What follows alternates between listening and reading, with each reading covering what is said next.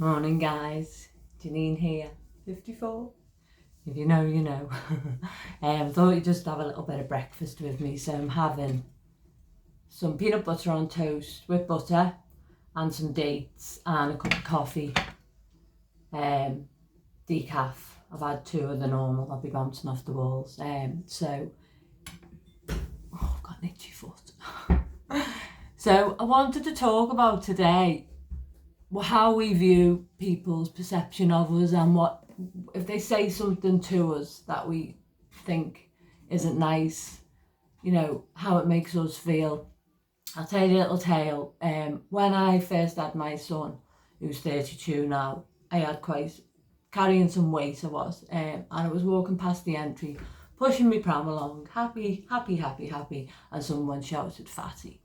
So after that, I got it into my head I needed to lose weight, and probably up until I was 30, I was 21 when I had Jordan. Up until I was 30, I was obsessed with food, probably didn't eat enough, do you know what I mean? Certainly didn't have a healthy relationship with food. But I thought, if I lose weight, I'll be happy from within, and that's because I was allowing myself to, regulate my emotions by what other people said to me, and that wasn't right. Anyway, fast forward to when I was 28 and I was out on a night out with one of my friends, and someone stopped to talk to me, and I leant into the car, and that person said, "Your boobs look like they've got nothing in, they look like deflated balloons." So, because I've had implants, so after that it was in my head, oh gosh, people are like me more if I haven't got, deflated boobs, because I'd lost a lot of weight. So they had lost volume, yet they had. So off I trotted and I went to get implants. I got them, thought that'll make me happier. Didn't. Let me tell you, it didn't. Happiness is not what's on the outside, it's what's on the inside. So anyway, fast forward to Christmas now. I've said to you I had therapy about, might be 18 months, 2 years ago. I'm not great with dates, mate. And I don't feel I have to be. This is me, warts and all. I don't remember anything as, time and chapter, and that happened at 2:30 a.m. on the 15th of March, because I don't have to. I'm just me, and if I'm on date out or a date, it doesn't matter, does it? That's it. So anyway, fast forward to Christmas this year, and we all should check our breasts, shouldn't we?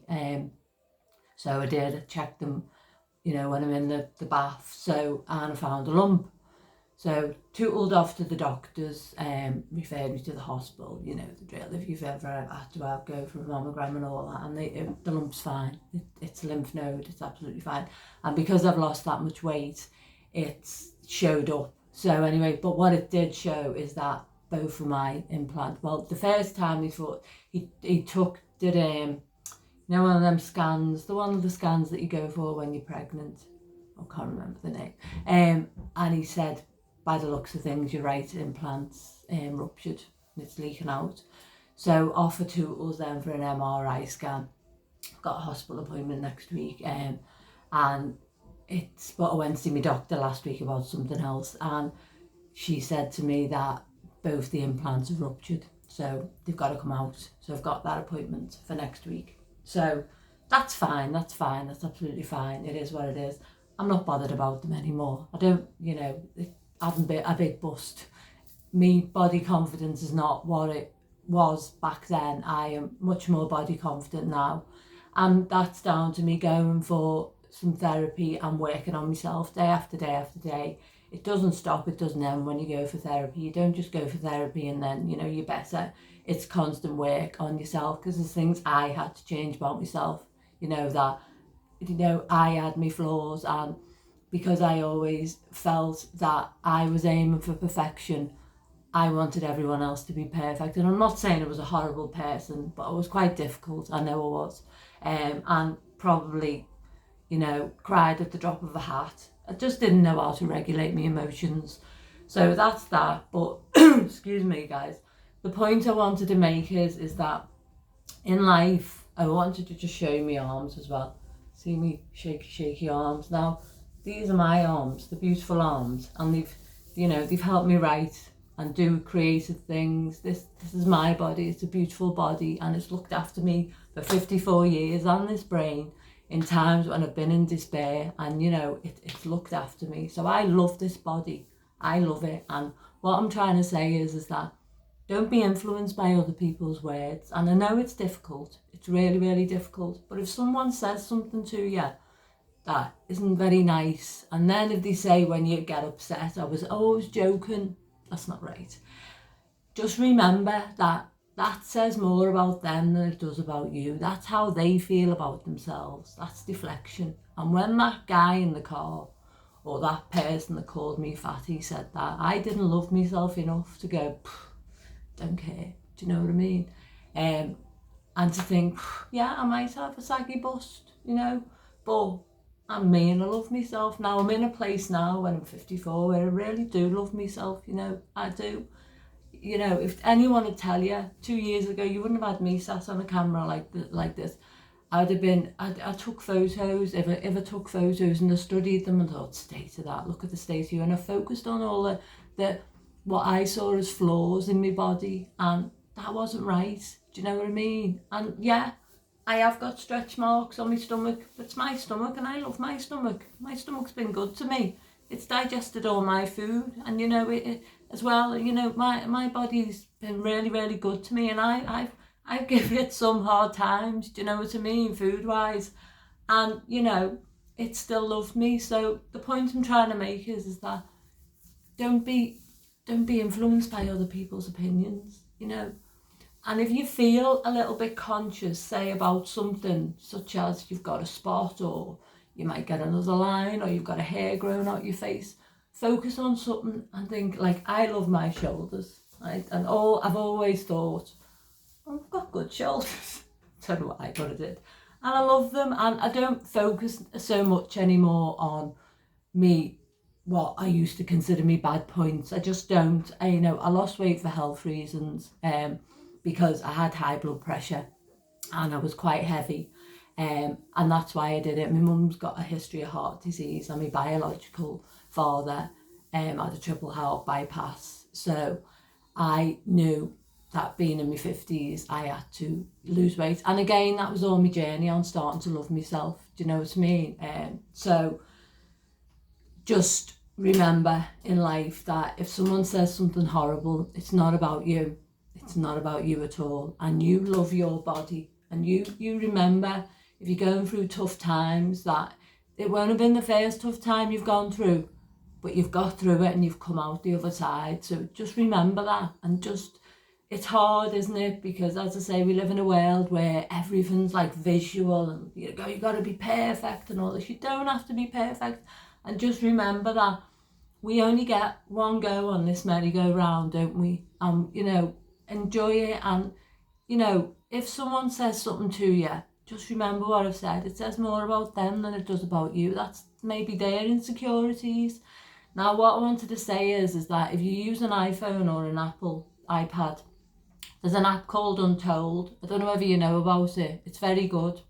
There will be times when I still get these doubts or I start to worry. I'm good. I like to journal, and I like to read and find out about things, not so I can have it all coming out my mouth like an encyclopedia, but just so I can be more knowledgeable about life in general, and if something's bothering me. But the Untold app is very, very good. You talk into it, and then it plays back to you, and it reasons with you, and it gives you psychological answers. So have a look at that. Another good guy, I don't know, like on YouTube, we're on YouTube now, aren't we, is Stephen Bartlett. He does The Diary of a CEO. He does some very good stuff, and you can just see he's an entrepreneur. Fantastic lad, absolutely fantastic, but just a normal lad with worries like we've got, and really good to listen to. Mel Robbins is another good one. She's very good. She again, she started from small beginnings, and she's really, really helpful. But the point I wanted to make is, see this body, it's your body. Doesn't matter what anyone else thinks of it. Doesn't matter whether anyone else thinks you're getting your words mixed up and stuff like that, or you don't know, you know, what's the square root of 94. I don't know whether there is a square root of 94. I know 64 is 8, but that's just because I know it, I remember it from school, not because I'm a great mathematician, because I'm not. But I spent many years of my life trying to be perfect. Well, if I'm just this, if I'm just that, and not speaking up for myself, and, you know, getting upset and crying because I couldn't vocalise myself and I couldn't express myself. And now I think, yeah, you know, what comes out my mouth sometimes is a little bit garbled and mixed up, but that's who I am. Do you know what I mean? And I've got a lot of people around me that love me, and love me for being me. You know, I remember a lady once saying to me in the toilet, one of my big bosses, she said, I was upset, this was good about 10 years ago, and she said to me, Debbie, her name was, she said, why are you upset, Janine? And I said, I just don't think people like me. And she said, has anyone ever said that they don't like you? And I said, no. And she said, so what you worry? And I wish I'd have listened to her back then. I didn't, because it was I didn't know that I needed to get better. I needed to recover, you know, I needed to get some help for me psychological mind, you know, because it was in turmoil. And that was the damage that, you know, that had been done in me when I was a child, and maybe a bit more grown up throughout the years. It just snowballed, but it was done. And I'm not saying that that's anything to do with my mum or my dad. I'm not apportioning blame to anyone. I'm not going to go into that. But I'm just saying, people's words are cheap, right? And they'll say things and things will roll out their mouth and they won't have a second thought about it. And you might go off and it might ruin your day, right? Don't let it. Do you know? Whatever someone says to you is not really about you. Sometimes they're trying to be clever because they're insecure. You know, they just say something because they don't know what else to say. People like to talk. Pot kettle black. Because you know, they've got their own things going on. Love your body and be grateful for your body, what it's done for you and your mind, and all the times it's looked after you. Anyway, that's me, Janine, done and dusted. Now just remember, love yourself, be kind to yourself. Promise me, won't you? All right, take care.